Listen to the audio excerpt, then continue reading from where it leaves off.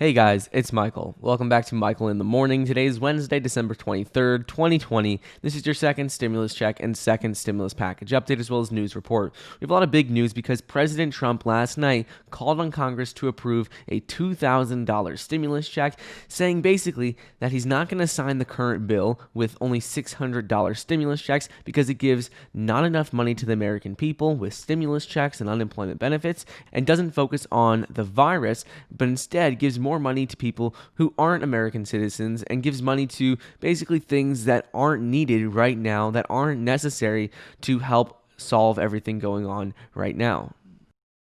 I am asking Congress to amend this bill and increase the ridiculously low $600 to $2,000 or $4,000 for a couple. I am also asking Congress to immediately get rid of the wasteful and unnecessary items from this legislation and to send me a suitable bill, or else the next administration will have to deliver a COVID relief package. Basically, what it seems like is he's not going to sign a bill right now. He doesn't want to sign this current $900 billion version of the stimulus package that Congress has been working for weeks on. Instead, he says it needs to include a $2,000 stimulus check. Good news here, though, is that House Speaker Nancy Pelosi and other top Democratic lawmakers are all behind President Trump, and they're all saying that they agree with him. They want to do a larger stimulus check as well.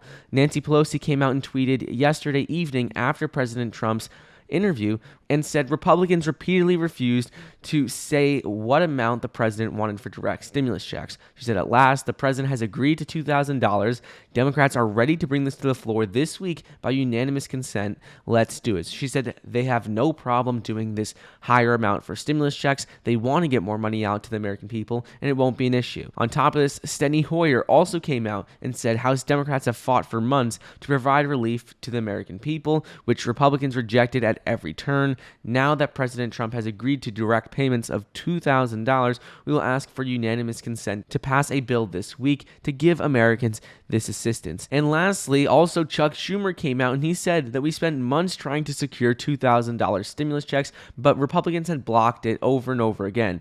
He explained how Trump needs to sign the bill to help people and keep the government open, and we're glad to pass more aid as the Americans need it. He said maybe Trump can finally make himself useful and get Republicans not to block the bill again. So basically what it seems like is that all Democratic lawmakers, or the top Democratic lawmakers, are all behind and support passing a $2,000 stimulus check for the American people. And now that President Trump is also outwardly showing support for it, the only person and group that the American people need to say yes to it now are the Senate Republicans, including Senate Majority Leader Mitch McConnell. And essentially, this leaves him in a no-win situation after what President Trump said. Right now, it leaves him with basically two undesirable options. The first is that he can have a larger stimulus figure after spending months of fighting to keep it down. He could just agree to it and go ahead with the $2,000 stimulus check. The other option is he can block the larger checks and take all the political heat for it, which could have drastic negative effects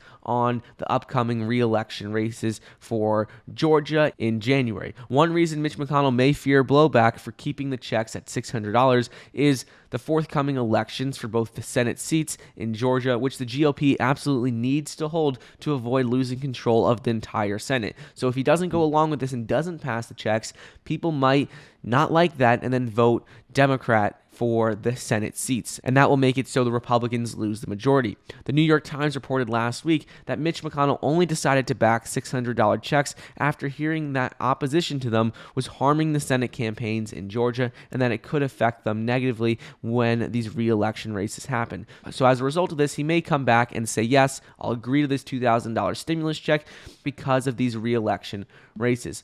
Ultimately, though, according to President Trump, they don't even need to change a lot in this bill to get $2,000 stimulus checks. He said right now it's $600 checks for the American people, but there's so much money in this bill that's included for people who aren't American citizens, or that there's money that isn't addressing issues with the virus. It's just in there that doesn't help with the virus at all. He said it's called a virus relief package, yet a lot of the money doesn't actually address the issues right now. The bill they are now planning to send back to my desk is much different than anticipated.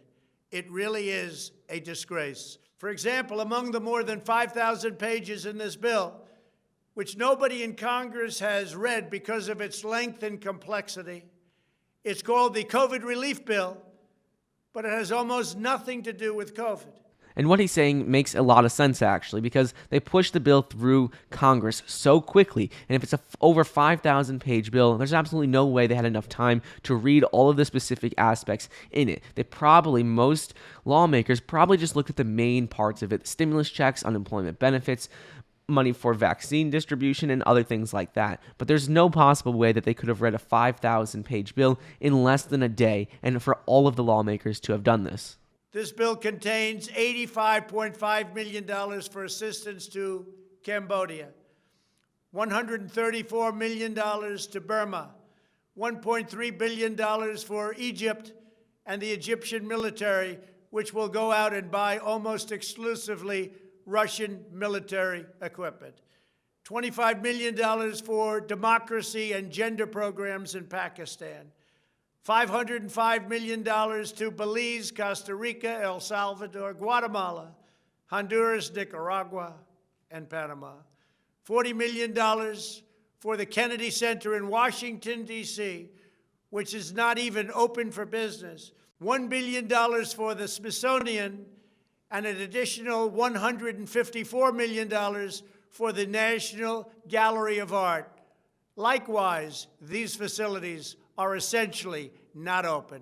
He continues to list a number of different aspects of the bill that essentially aren't related to the virus at all, and he says that these parts shouldn't even be included in the first place. I'm not going to play all of them for you, but I'll link the full video in the description if you want to check it out. But right now, that's what's going on with the second stimulus check and second stimulus package. As of Wednesday, December 23rd, 2020, President Trump has now saying that he only wants to sign a bill if it includes a $2,000 stimulus check.